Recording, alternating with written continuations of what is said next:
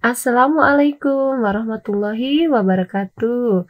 Selamat pagi anak-anak kelas 4 semuanya. Apa kabar kalian? Alhamdulillah hari Senin ini tanggal 26 April tahun 2021 kita bertemu kembali dengan Bu Ika ya.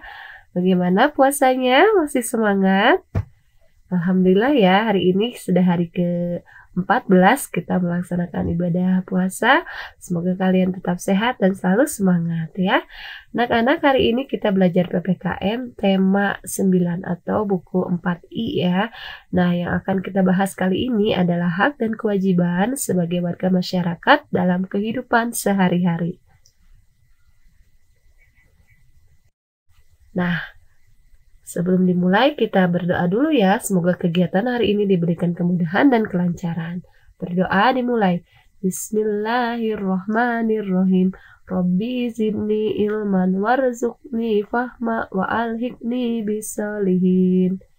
Ya, anak-anak sudah siap? Nah, hari ini yang akan kita bahas ada di dalam ini ya, di dalam slide ini yang pertama yaitu tentang pengertian hak dan kewajiban. Ada di buku halaman 10, 41 dan 42, silahkan beri tanda. Dan yang kedua adalah hak dan kewajiban terhadap lingkungan, yaitu ada di halaman 21, 22 dan 51 ya. Silahkan diberi tanda dan siapkan juga catatannya untuk mencatat hal-hal yang penting yang bila diperlukan ya. Nah, kita mulai. Ini sudah dibahas sebelumnya, tapi akan Bu Ika jelaskan kembali apa itu hak dan kewajiban. Yang pertama, hak. Hak adalah sesuatu yang diterima atau diperoleh seseorang. Dan hak juga adalah kuasa untuk menerima atau melakukan sesuatu yang semestinya kita terima. Atau juga hak adalah sesuatu yang selalu kita lakukan dan orang lain tidak boleh merampasnya entah secara paksa atau tidak. Jadi hak itu yang kita peroleh ya, yang kita terima dan tidak boleh dirampas atau diambil oleh orang lain. Nah, sekarang kita akan membahas berbagai pengertian tentang kewajiban. Kewajiban adalah segala sesuatu yang harus dilakukan dengan penuh rasa tanggung jawab, dan juga kewajiban adalah suatu hal yang harus kita lakukan demi mendapatkan hak dan wewenang kita. Dan selanjutnya, kewajiban merupakan hal yang harus kita lakukan karena sudah mendapatkan hak. Nah, jadi hak dan kewajiban itu beriringan ya.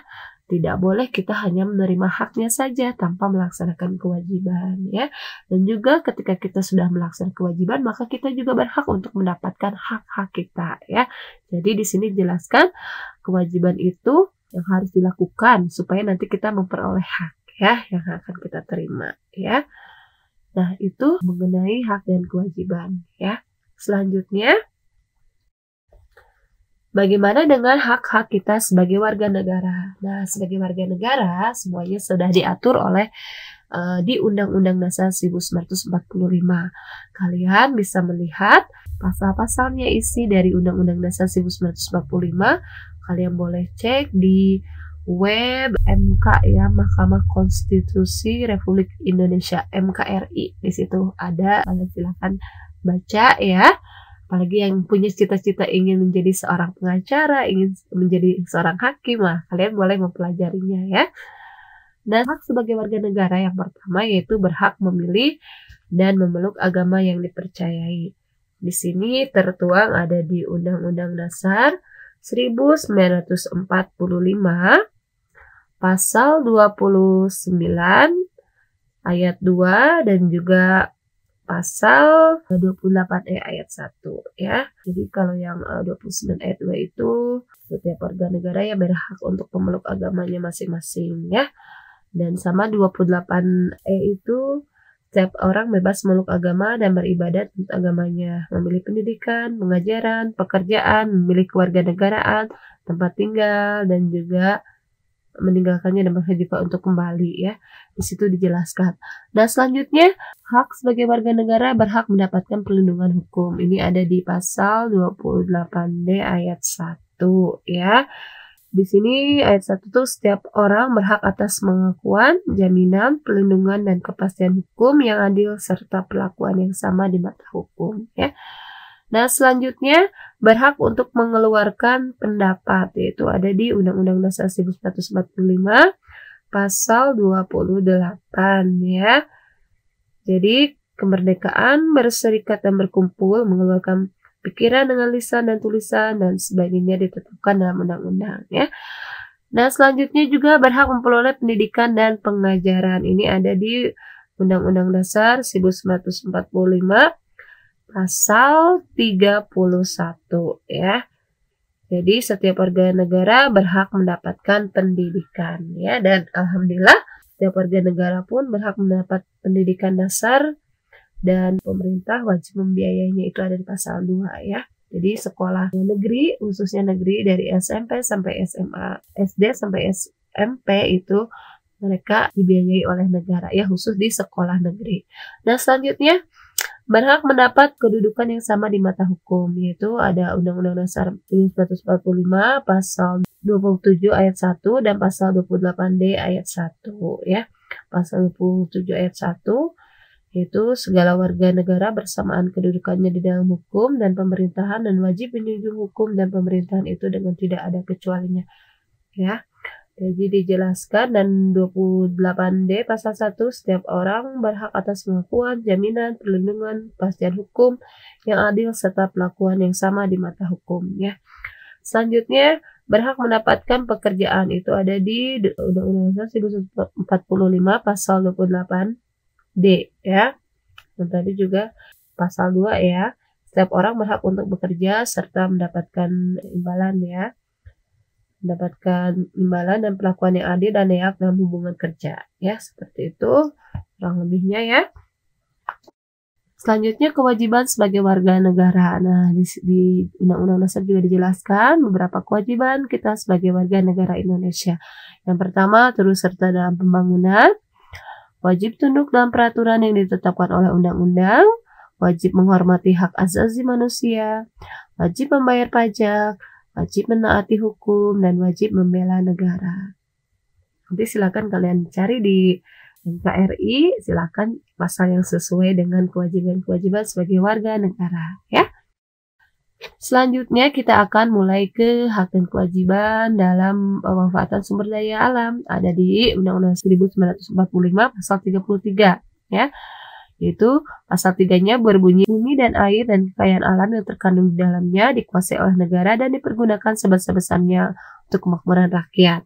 Dan pasal 2, perekonomian nasional diselenggarakan berdasarkan atas demokrasi ekonomi dengan prinsip kebersamaan, efisiensi, berkeadilan, berkelanjutan, berwawasan lingkungan, kemandirian, serta menjaga keseimbangan, kemajuan, dan kesatuan ekonomi nasional. Ya, dari sini kita bisa menyimpulkan ya bahwa setiap warga negara itu berhak untuk mengelola sumber daya alam, tapi juga memiliki kewajiban untuk melestarikan ya lingkungan, menjaga keseimbangan lingkungan atau sumber daya alam ya, seperti itu. Nah, sekarang kita akan melihat contoh hak dan kewajiban kita terhadap sumber daya alam. Yang pertama, kita berhak mengelola atau memanfaatkan sumber daya alam yang ada untuk sandang dan untuk papan. Untuk makanan, ya kita bisa memanfaatkan tumbuhan dan hewan ya untuk kebutuhan makan kita, dan juga papan untuk kebutuhan hidup kita seperti rumah ya. Dan selanjutnya berhak untuk memakai sumber daya alam. Nah, di sini sumber daya alam yang berhak kita pakai itu kita boleh menggunakan air, cahaya matahari, dan udara yang bersih ya. Dan selanjutnya kita berhak untuk menikmati sumber daya alam. Dan kita juga berhak untuk menikmati keindahan alam ya, menikmati udara yang sangat bersih ya. Nah, jadi saat kita ingin menikmati sumber daya alam, nah ada hal-hal yang harus kita kerjakan atau kewajiban yang harus kita lakukan. Apa saja kewajibannya? Ini dia contoh kewajiban sebagai warga negara. Nah, contoh kewajiban kita sebagai warga negara dalam pemanfaatan lingkungan alam, yaitu 1, menjaga sumber daya alam, yang kedua, memperbarui sumber daya alam, yang ketiga, melestarikan sumber daya alam ya. Nah, sekarang kita ke contoh perilaku bertanggung jawab dalam memanfaatkan sumber daya alam. Alam tetap lestari ya, tetap indah, tetap sehat, ada yang harus kita lakukan. Nah, ini yang pertama, kita bisa menggunakan air dengan hemat ya, menggunakan listrik dengan hemat, menjaga kebersihan lingkungan, memilih kendaraan umum saat berpergian daripada kendaraan pribadi ya, dan melakukan tebang pilih ketika seorang atau perusahaan yang ingin menebang pohon, tebanglah pohon yang sudah memenuhi kriteria ya. Dan selanjutnya melakukan reboisasi. Nah, sekarang bagaimana dengan perilaku yang tidak bertanggung jawab dalam memanfaatkan sumber daya alam? Nah, banyak sekali ya, alam pun ini ya, karena ulah manusia, alam pun menjadi rusak. Contohnya perilaku apa saja yang bisa merusak lingkungan alam kita? Yang pertama yaitu membuang sampah ke sungai, buang sampah sembarangan ya. Terus selanjutnya boros dalam menggunakan listrik. Saat siang hari kamu masih menggunakan lampu, atau ketika kamu tidak ada di ruangan, TV-nya masih menyala, AC-nya menyala ya, atau misalnya terus-terusan mencari sampai kamu semalaman ya, itu juga kurang bijak ya dalam menghemat listrik. Selanjutnya boros dalam menggunakan air. Nah, air juga apalagi saat musim kemarau jumlah air pun berkurang ya. Jadi jangan sampai kamu nanti airnya kurang ya. Nah, selanjutnya menebang pohon seenaknya. Untuk membuat perumahan atau tempat industri, hutan itu ditebang pohonnya. Jadi ditebangnya seenaknya, dan tentunya dampaknya juga nanti akan bisa merusak lingkungan, akan menyebabkan tanah longsor ya, bisa juga menyebabkan banjir bandang ya. Selanjutnya membakar hutan untuk keperluan ladang atau industri. Nah, ini juga beberapa kasus terjadi di Indonesia ya. Jadi untuk membuka lahan, para petani itu membakar lahan ya, sehingga menyebabkan kebakaran hutan ya. Selain untuk ladang, juga untuk industri, misalnya mau dibangun perkebunan sawit atau mau dibangun tempat industri ya, sehingga menyebabkan kebakaran hutan yang cukup parah ya. Anak-anak, itu saja penjelasan Bu Ika mengenai hak dan kewajiban terhadap lingkungan ya. Nah, untuk tugas kalian, pekan ini tugasnya lengkapi tabel di halaman 52 di buku tema 4I. Dan foto dan kirimkan kepada wali kelas masing-masing. Terakhir dari Bu Ika, alam dan manusia itu terkait satu sama lain. Tak heran jika manusia mencoba melukai alam, pada akhirnya mereka melukai diri mereka sendiri. Ya, jadi apabila kita merusak alam, nanti kita sendiri yang akan rugi ya, masa depan kita yang akan rugi ya, merugikan kita dan juga anak cucu kita nantinya ya. Terima kasih anak-anak atas perhatian kalian. Ingat tugasnya difotokan ya ke wali kelas masing-masing, dan jangan lupa tetap semangat ya dalam belajar, karena belajar itu merupakan kewajiban kalian sebagai siswa ya. Tetap belajar, tetap semangat ya, walaupun sedang berpuasa dan masih belajar dari rumah. Sekian dari Bu Ika. Wassalamualaikum warahmatullahi wabarakatuh.